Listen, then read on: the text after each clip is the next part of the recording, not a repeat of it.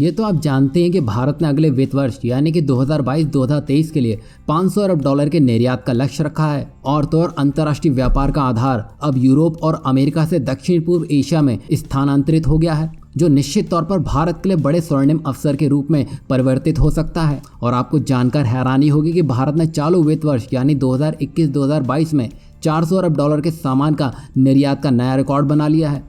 और जितना भारत निर्यात कर रहा है, समझ लीजिए भारत अपने लक्ष्य की ओर और नज़दीक होता जा रहा है।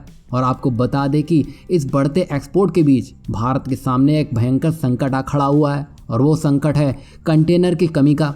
और यहाँ पर सबसे बड़ी समस्या तो यह है कि भारत अपने कंटेनर्स के लिए केवल चीन पर ही निर्भर है, और भारत में कोई भी कंपनी बिना चीनी सामान के कंटेनर्स का उत्पादन कर ही नहीं सकती।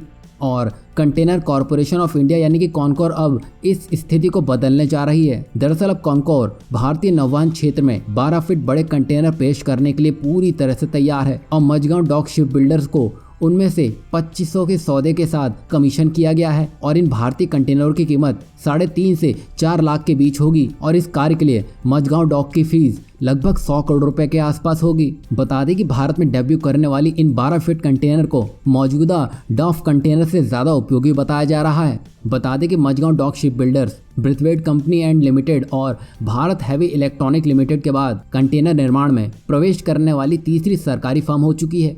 बता दें कि कॉनकोर ने स्थानीय फर्म को 6000 कंटेनरों के ऑर्डर देकर आत्मनिर्भर भारत पहल के तहत कंटेनर निर्माण को बढ़ावा दिया है। और विनिर्माण ऑर्डर में BHEL और ब्रेथवेट एंड कंपनी को 1000 कंटेनर के ऑर्डर मिले हैं।